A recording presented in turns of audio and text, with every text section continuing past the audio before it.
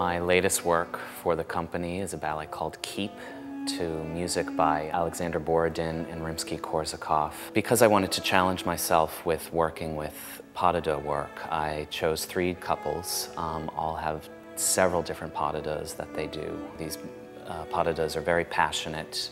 It's definitely about 3 couples in love, but their love is different, and what happens to them and how they deal with it changes. You know, sometimes you have to go back to the basics, even in classical ballet, the way you look at your partner in the eye and really show, you know, how much in love you are. You know, when you have to do a pas de deux like Romeo and Juliet, you have to have that magic and that passion, and I'm trying to bring that into contemporary work. Sometimes we can get a little flat with our face, and it's just more about the gesture and the movement and, you know, the shapes, but sometimes, you know, you have to put your heart and soul into it so that the audience really relates. He has his like his mannerisms that he includes in like a lot of ballets, and he's very specific about those. You know, a lot of things like with the arms and the heads. You know. Yeah, he definitely has his own unique style. He knows exactly what he wants, so he does the best to make us portray that.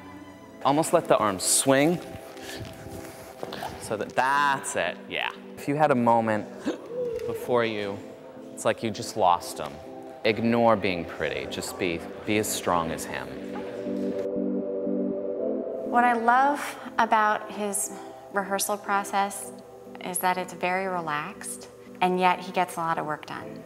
You don't come in feeling tremendous pressure to get everything right on the first try. He has a lot of respect for the dancers, and we have a lot of respect for him. He stays true to his vision, I think, all the time, but he's willing to work with the dancers so that you feel comfortable in the end. And I think that's wonderful. It makes you want to work that much harder for him because he's working for you as well. Even though I'm still not performing with the company anymore, I still try to have the mentality of a dancer, at least physically. You know, I still try to get my butt in class and dance with them and warm up with them, and because I like to show as much of my choreography as I can. Yeah, he demonstrates a lot, and most of the time he'll do it way better than we can do. Yeah, he Yeah. does it full out, and it's like, oh, just do this, and we're like, we can't do that, you know. And yeah, I think it's nice because he knows where we are. You know, he knows how we feel, like when we're getting tired. He knows like when we need a break, and I think that also makes us want to work harder for him because, you know, he treats us so well, so we want to give that back. Yeah. I can understand that. If I was dancing that, I think I'd want to do the same thing. Right. But we kind of want a real relationship. Okay. It's a very positive experience, I have to say, and it always has been working with him. So. I usually let the choreography start the movement, and then there it tells a story. And then usually I come up with an idea, you know, where is this going? As you know, you're in the middle of the process, what's happening? What's going to happen with this couple? How is their relationship going to change in the ballet? I let the dancer inspire me, and as long as I know the mood and I know the energy that's needed, then we can work out the vocabulary and the steps and take it, you know, step by step. Then a story develops. Then, you know, then you find surprises, and then sometimes you find that the way you thought it was going to be isn't how it is, and that's okay. You have to allow for those mysteries.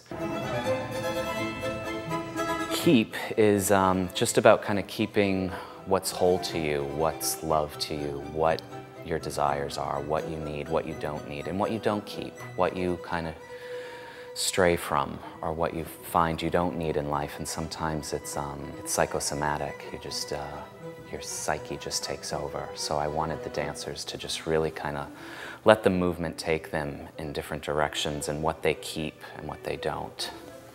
There are many different personalities and many different characters in this piece. There's a sense of camaraderie and a sense of tension between them at the same time.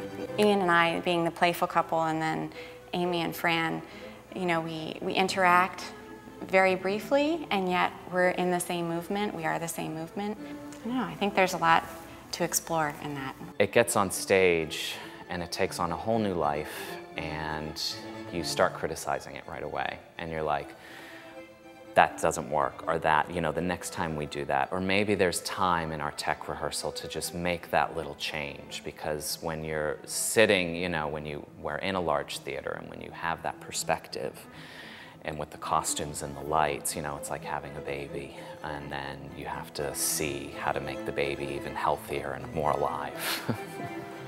You know, once the piece comes together and you're watching all the, you know, subtleties within it and different characterizations, you can definitely pick up narratives and take from it what you want, I think, and make it what you want.